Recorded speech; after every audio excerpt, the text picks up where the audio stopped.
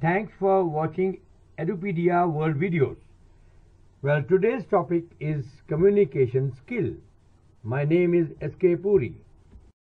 Now, let us understand the communication skill.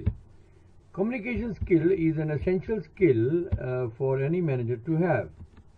Now, when we are having communication face-to-face, an international study says that there are three components in communication from face to face: tone, words, and body language.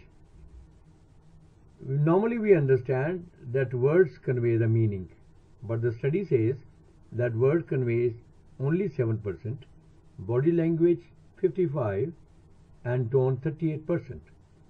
So it's very surprising that words convey only 7%. The major portion of the meaning is conveyed by body language and 38% by tone. When you are on telephone, the body language is absent and tone and words take the whole picture.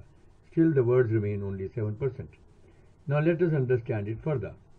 Now from this picture you can see that there are different situations or different persons, and they are having different posture. Now number one is leaning backwards and not ready to talk to you. Similarly, the fourth one from right, that girl is fiddling with her pen. She is not attentive.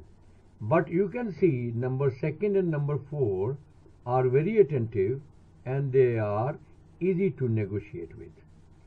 Now our problem for communication will be to enchant the difficult person in such a manner that they come to a posture ready to communicate with us. So whether you start talking about weather or whatever interests him, then you can bring him to that posture. So by understanding posture, you have understood that the other person's posture will show you how much interested he is in your communication. Now here there is an example of facial expressions, how they change with the emotions. There is emotion of anger, fear, disgust, happy, sad, and surprise. Well, you can see the lady is extreme and she is surprised. It is something like if you bring a sari of 20,000 rupees as a gift, your wife will be surprised and she will show a face like that. So you can see the body language here, in this case the facial expression. In the previous slide we have seen the full body. Here we are seeing the facial expression, the eyes, the lips, and the face. Here it is the same lady, and here what I want to show is that the emotion is shown by the facial expression. The emotion is same of anger, but the intensity of emotion in the left picture is much higher than the right picture. So eyes is showing the intensity of the emotion. Here there is a posture which shows a power stance, a posture of confidence. When you are in power stance, you emanate confidence. Now, so we have understood that non-verbal communication, the body language, can convey meaning through several means. Now this particular pictorial view shows you that your ways of talking, that is the pauses or stress on words. The second is your posture, whether you are slouching or you're leaning back. Then appearance is very important. Appearance is the clothes that you are wearing. Supposing I am wearing untidy clothes which are non-ironed, it will show that I am confused. The head movements, when you nod, when you say yes or no, the hand movements are very important. When you are talking, your hand will show what you want to express. Eye movement, here the important thing is eye contact, the eye movements. If you are keeping your eyes away, then you are not in contact. Facial expressions you have already seen, and body contact is shaking hands or having a body touch.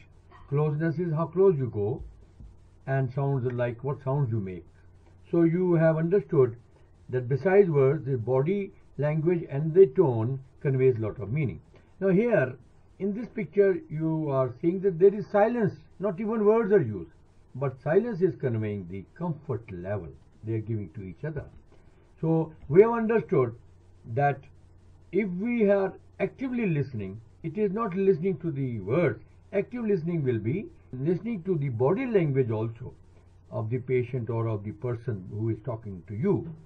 So the emotional content will be known and its intensity through the total understanding of the communication, through words, the body language and the tone.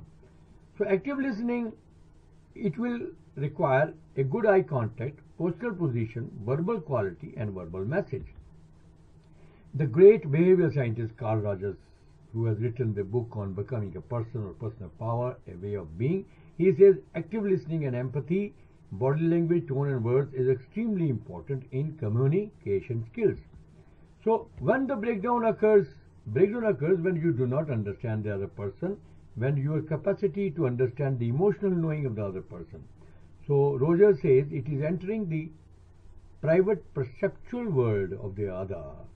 So it is not only a desire to be understood, but a desire to understand, active listening. So we have understood that in the communication skill, it is not speaking which is more important, it is the listening, the active listening which is important. Thank you very much for watching the video.